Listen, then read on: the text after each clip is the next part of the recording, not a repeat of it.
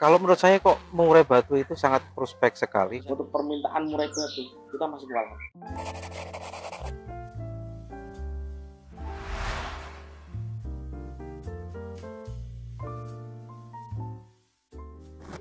Assalamualaikum warahmatullahi wabarakatuh. Teman-teman dimanapun berada, berjumpa kembali dengan saya dalam acara Kopi Inspirasi di Penmed TV, sebuah program acara yang menghadirkan sosok-sosok yang menginspirasi, yang akan memberikan impresi positif, memanti optimisme dan sudut pandang baru dalam menyikapi segala dinamika kehidupan. Tema Kopi Inspirasi kita kali ini adalah inspirasi sukses dari ternak murai batu. Bersama dengan saya telah hadir beberapa orang narasumber. Sebelum kita nanti akan berbincang-bincang lebih lanjut, saya akan terlebih dahulu memperkenalkan narasumber kita pada Kopi Inspirasi kali ini. Yang pertama, persis di sebelah kanan saya adalah Bapak Haji Muhammad Romli Maksum. Beliau adalah seorang peternak murai batu, Pak. Sekaligus beliau adalah pembina dari Asosiasi Penangkar Burung Nusantara (APBN). Sekaligus juga pembina komunitas peternak murai batu Purwodadi Blora.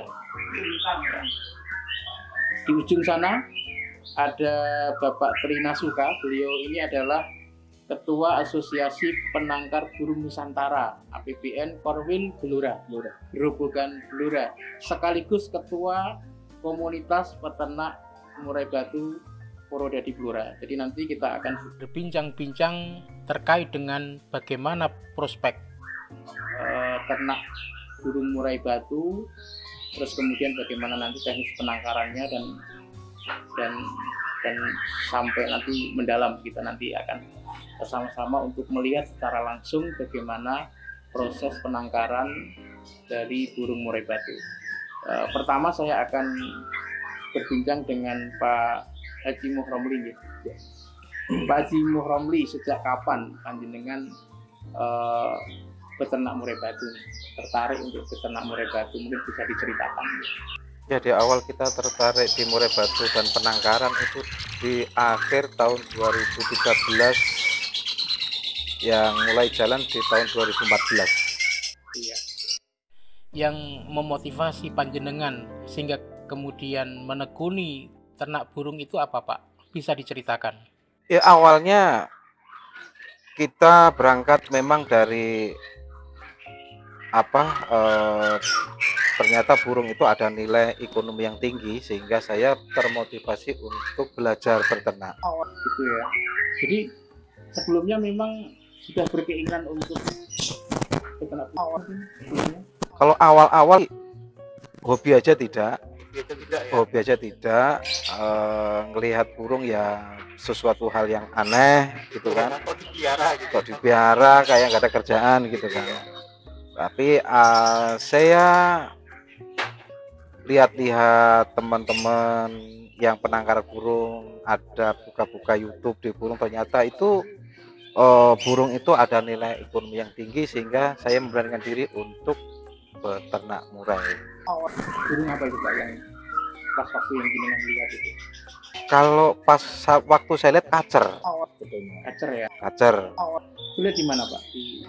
Kalau saya lihat waktu itu di teman sih punya kacer, tapi kacer itu perawatannya juga sama dengan murai, tapi nilai jualnya itu tidak sebagus murai, sehingga kacer saya tinggalkan, beralih ke murai batu. Berarti itu ketika panjenengan melihat ternak kacer itu tahun berapa, Pak? Tahun 2013 pertengahan mungkin ya. Jadi sempat mencoba untuk ternak? Pernah Ya? Pernah 2 pasang kacer saya. Oh gitu ya? Pernah kacer. Ya, kacer itu perawatannya sama, pakan yang dikonsumsi burung kacer itu juga sama, tapi hasilnya atau hasil anakannya itu ternyata jauh beda dengan penjualan sama murai batu. Oh gitu ya. Terus kemudian beralih murai batu setelah melihat dari mana, Pak? kalau murai batunya? Kalau murai batu itu memang saya terinspirasi dari YouTube sih sebetulnya. Dari YouTube saya buka YouTube belajar murai itu malah ibu-ibu yang apa yang beternak, karena ibu-ibu itu ditinggal kerja suaminya pelayaran sehingga tidak punya kegiatan, dan dia merawat burung sehingga dengan keinginan sendiri dia ditangkarkan dan berhasil. Waktu itu kalau nggak salah omsetnya sampai dengan 25 juta. Omset 25 juta kayaknya, kalau nggak salah omset, tapi produk hasil pengeluaran pembiayaan itu nggak lebih dari 10. Gitu ya, artinya melihat itu jenengan berkesimpulan bahwa ternak murai batu itu sangat produktif dari betul. Kemudian Pak Romli mencoba. Saya coba dengan pengalaman yang minim sekali tentang burung murai sehingga ya jatuh bangun awalnya. Gitu ya. Tahun berapa itu Pak? Tahun di 2014 ternak murai. Dengan modal minim, nekat, dengan pengetahuan sangat minim, modal yang sangat minim, saya beranikan diri untuk ternak. Gitu ya. Terus sampai gimana Pak? Bisa diceritakan mungkin jatuh bangunnya ketika awal-awal beternak murai batu? Ya karena pengetahuan tentang murai itu sangat minim, sehingga bagaimana cara untuk merawatnya indukan kita juga kesusahan. Terus kita sudah bisa antisipasi perawatan indukan, ternyata setelah netes menjadi trotol itu sangat luar biasa sulitnya untuk merawat. Dan saya banyak belajar dari teman yang punya peternakan burung murai, tapi ya mohon maaf itu ilmunya kayaknya ngasihnya kok separuh setengah-setengah gitu ya. Jadi saya akhirnya belajar otodidak. Porsi makannya trotol ini harus gini, kalau kekenyangan ternyata itu menimbulkan kematian, kalau kurang makan kayaknya kok ada yang cacat gitu, sehingga konsumsi pola makannya itu saya sesuaikan dengan otodidak ya. Dan kemudian pada titik tertentu kemudian Pak Haji Romli merasa sudah mulai berhasil. Itu tahun berapa Pak? Mulai berhasil, artinya udah mulai berhasil 1 tahun kemudian, berarti di tahun 2015 ya. Dan kemudian saat ini panjenengan menekuni ternak murai batu, dan menurut panjenengan ini adalah salah satu alternatif mata pencaharian kita. Iya. Menurut jenengan masih prospek nggak ini untuk?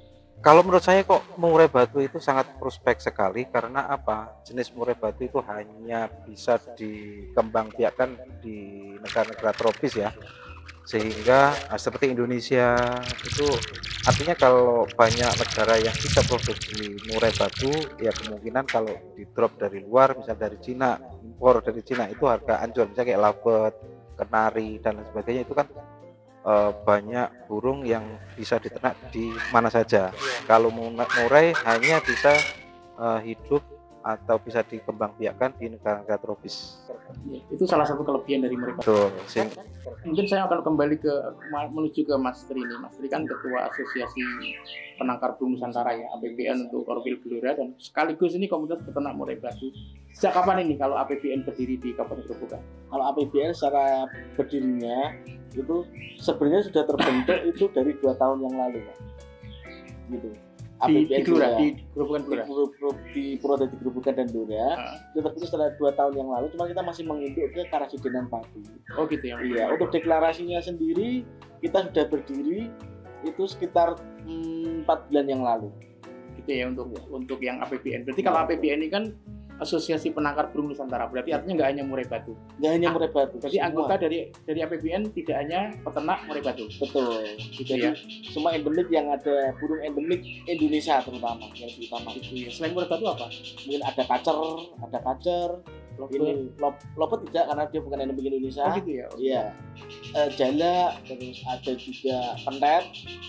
Bahkan pun untuk cucak hijau yang memang sudah bisa menangkarkan itu akan dapat biaya bantuan untuk konservasinya. Oh gitu ya. Dari APBN pusat.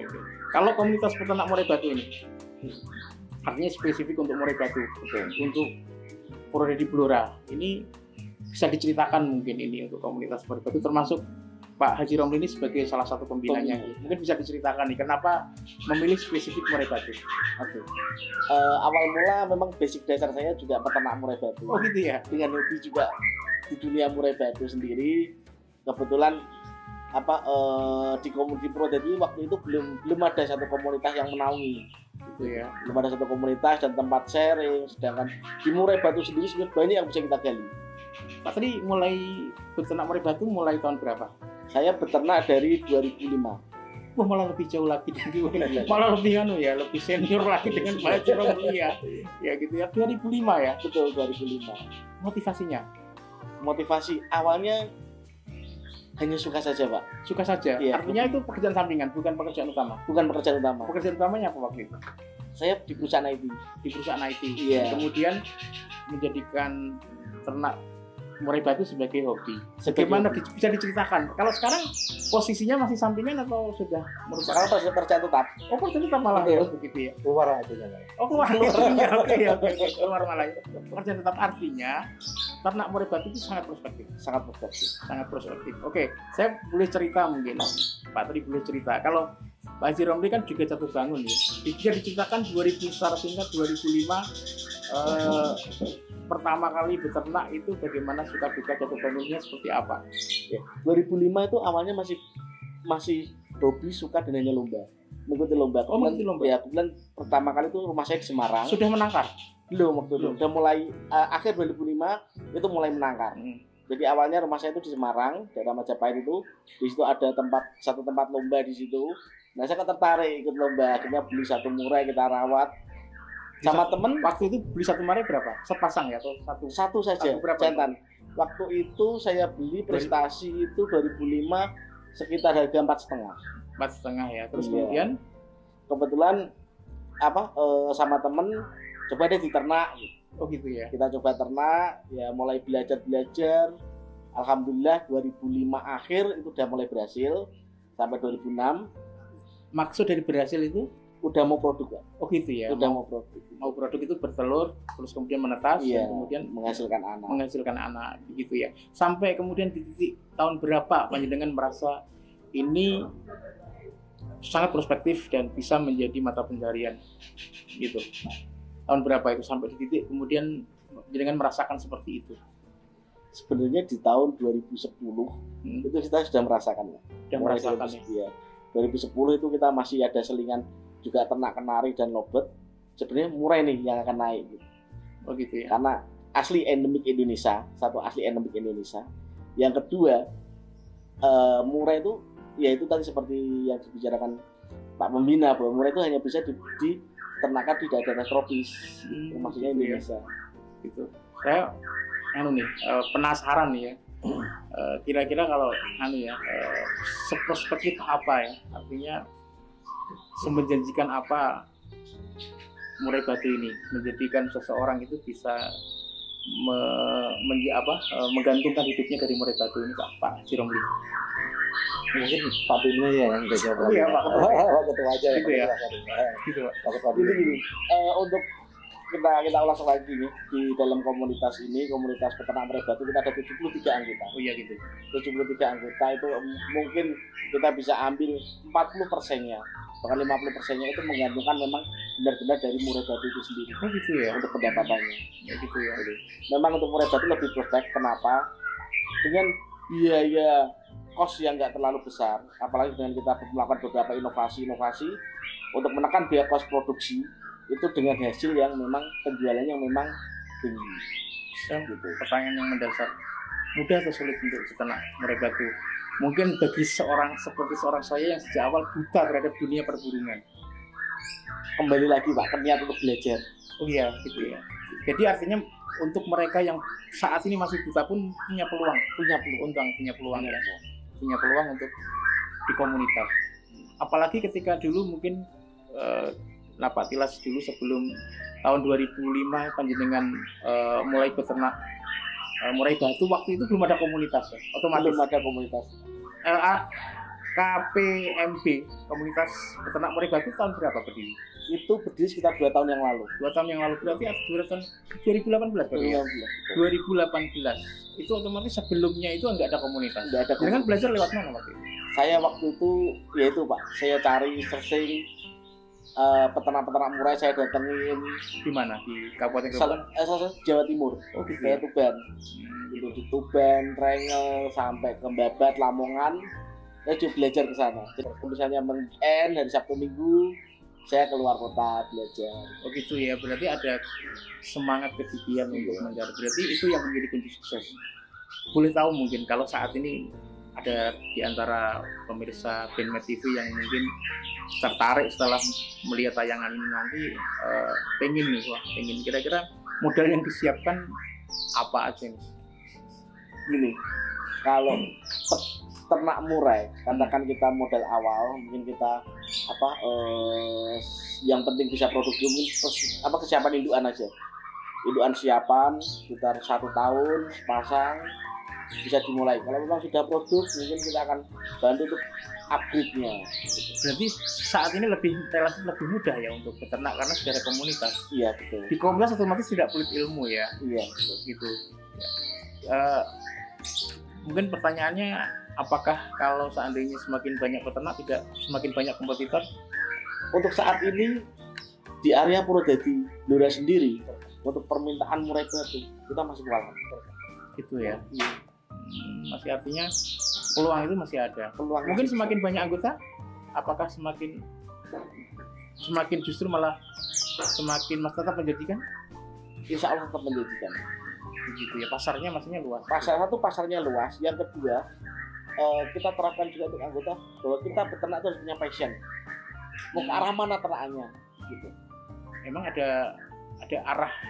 Betul. Berapa arah? Karena gini, untuk murai batu sendiri itu ada berbagai macam jenis. Mulai dari mungkin kita main warna, ada albino, ada itu memang jenis atau varian dari murai batu itu sendiri. Oh, varian dari murai batu ya. Begitu kita lari ke lapangan itu ada bahorok, museu dan sebagainya. Begitu nanti kita lari ke longtel sama, itu longtel sama sendiri ada Sabang untuk lokalnya. Ada murai-murai Singapura yang memang keindahan ekornya yang disajikan.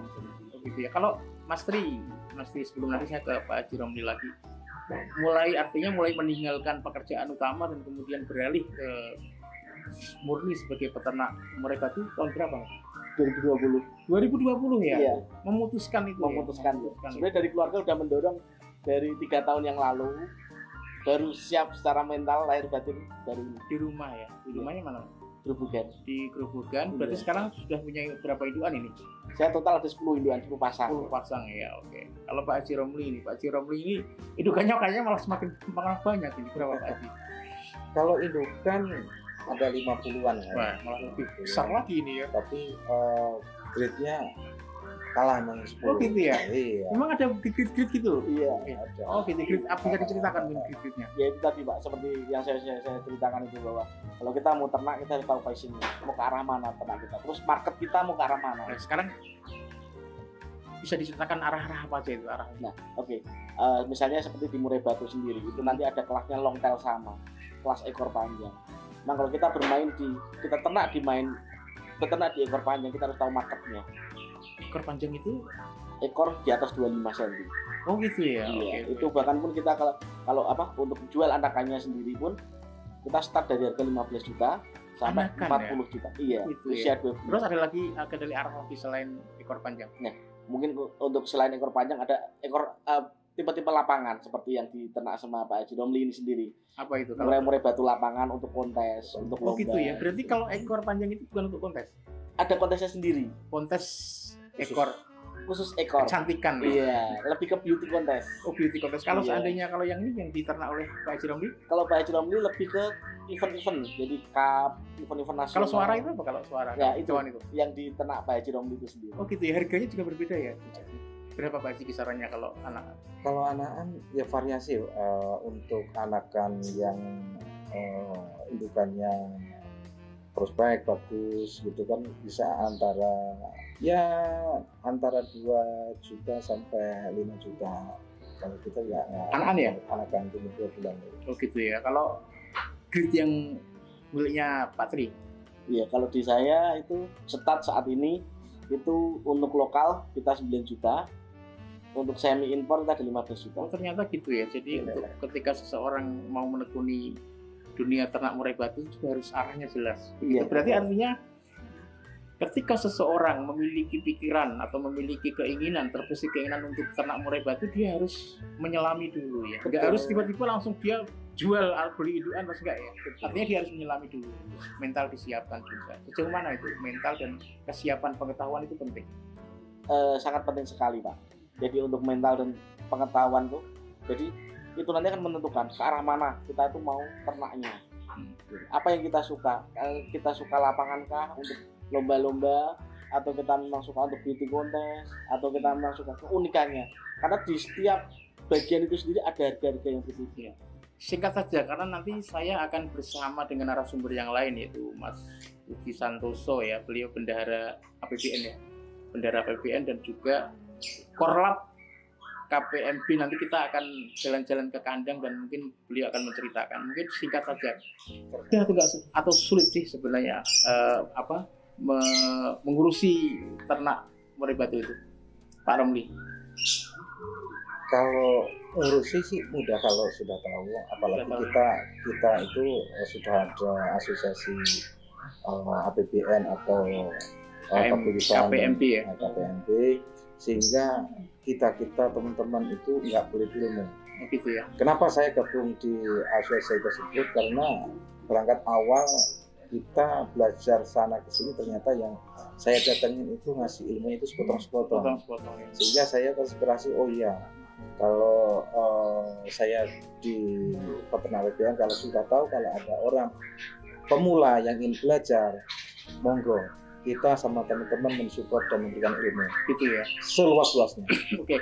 Berarti Pak Haji Romli ini masuk ke KPMB ketika sudah jadi, atau beliau termasuk pendiri? Termasuk pendiri juga. Oh gitu, sama pendiri. Iya. Kenalnya dari mana? Waktu itu undangan Pak Haji Romli waktu di Godong. Oh gitu ya. Saya sebar undangan ke rencang-rencang peternak Oh gitu ya. untuk ngopi bareng di Godong waktu itu. Di Godong di mana? Di Karanganyar. Oh gitu ya. Okay. Waktu itu ternakan kedua saya. Jadi gitu. pertama saya ternak di Semarang, lalu di Godong itu. Kebetulan bisa nggak sih untuk Purwodadi itu ada satu wadah tempat sharing. Oh gitu ya. Gitu ya. Jadi pengaruh ya, artinya setelah ada komunitas ini sharing ya, artinya sharing. Oke. Terus pemasaran. Iya. Mudah atau sulit untuk pemasarannya, Pak Haji Romli? Dan kali ini masing-masing mewakili prototip grid mas beda-beda ya. Untuk yang gridnya Pak Haji Romli mudah nggak, Pak Haji Romli? Sangat mudah sekali. Sangat Bahkan mudah. sekarang ini saya juga kurang bahan, bahkan ada yang inden. Kewalahan ya. Untuk saat ini saya memenuhi pesanan-pesanan sekarang kok. Dari mana Pak? Pesanan dari? Ini Rata-rata? banyak dari Jakarta, Oh gitu dari ya. Bekasi, ada dari Bandung juga. Kayak gitu pengirimannya seperti apa Pak? Kebetulan saya kerja di Jakarta, setiap saya pulang saya bawa. Oh gitu ya. Kalau gridnya Pak Tri ini? Iya. Kalau gridnya Pak Tri, pemasaran di mana? Untuk pemasaran hampir sama Pak, inden Pak. Oh gitu ya. Bahkan pun misalnya kita inden hari ini, mungkin 8 bulan lagi baru dapat. Itu pemasaran lewat mulut ke mulut atau jejaringnya komunitas atau sendiri? Ada jejaringnya komunitas juga. Jadi gini, genetis. Jadi kita juga ngolah genetis. Jadi mereka yang ingin mendapatkan genetis dari kita itu rata-rata pada pesan. Jadi kalau saya segmennya sebagian besar adalah peternak juga. Jadi dibeli peternak untuk indukan. Oke gitu ya. Jadi, nah sebelum nanti saya akan jalan-jalan, bersama Mas Budi Santoso, saya akan bertanya kira-kira kalau resiko lah ya.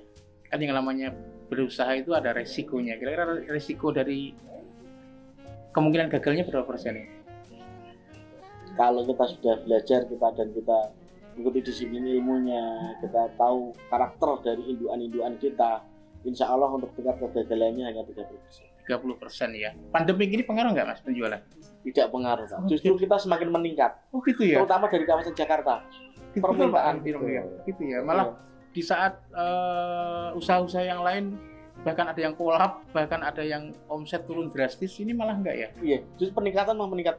Kok bisa? Kok bisa? Gitu. Karena gini, rata-rata orang yang memang saat di pekerjaan dia berada di rumah, karena di rumah saja itu rata-rata mereka cari hiburan. Mungkin di rumah pada cari hiburan, pada piara burung, untuk hiburan di rumah.